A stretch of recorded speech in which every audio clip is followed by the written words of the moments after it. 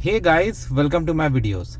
So guys, today in this video I'm gonna describe my experience using a 4-channel dash cam that is also sold like 360 degrees dash cam. So make sure you watch it till the end. Now this is based on my personal experience with this particular brand camera that I had purchased. For you it could be different, no doubt. So 360 degree, like some people confuse that when you say 360 is like you'll have something front, back and right and left. Okay, yes, it has got, definitely. But some people get confused that it may have a component here, on this window and for one other window. No, three are gonna be together as you see here. One camera is for facing front, one is for left, one is for right. Of course you can adjust.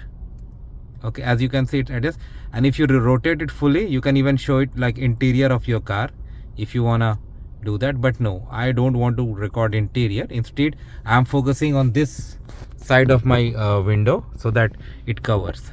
Okay, I'm trying to capture. Of course there are recommendations and other things, and you can select an angle that is going to capture the maximum. The same kind of angle I have put here also. These are wide angle cameras, so don't worry, it captures a lot, but only thing you need to do is like select it well, something that captures most. Okay, for example, if you see, this is one.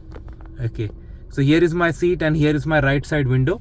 It's fully captured, and some portion of the between seat and the window is also captured. Now if you don't have this right side seat, and if you push it down, then definitely you can even get access to a wider angle. It has got a back component too, so definitely you can arrange, and you should put it in proper level so that it records optimum.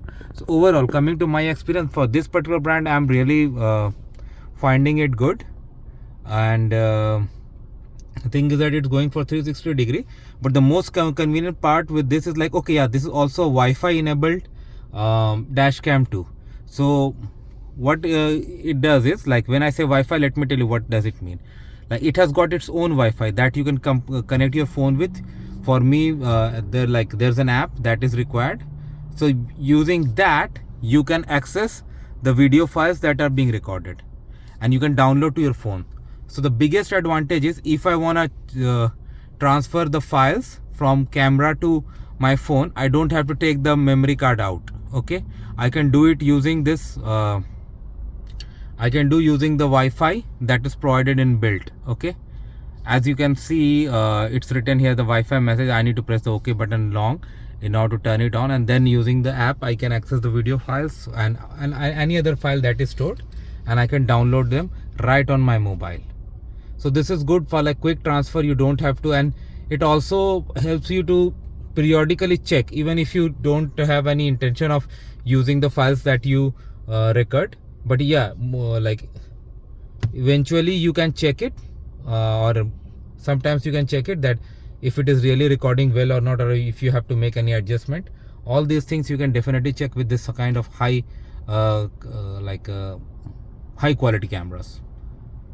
My suction mount is not working, and I have somehow managed to stick it. They are sending me a suction mount or some replacement, but anyway, that's not a part of this video. But yeah, it is really working good, and I really like it the way it is. I mean, the way it has been set up, like 4 channels are really good. Of course, like when you buy a camera, see the resolution also, that under 4 channel circumstances, what resolution it will come for front, back, rear and all. So for me it's like 2K plus 2K for front, and 1K for other 3 in 4 channel mode. If I go for 3 channel mode, like front, left, right, and I don't connect my back rear camera, then it's gonna be like 4K, and then for left and right it's gonna be 1K. So 4K plus 1 that's gonna be. So I really like this configuration. Let me know what you feel about it. Thanks for watching this video. Please subscribe to the channel. Thank you.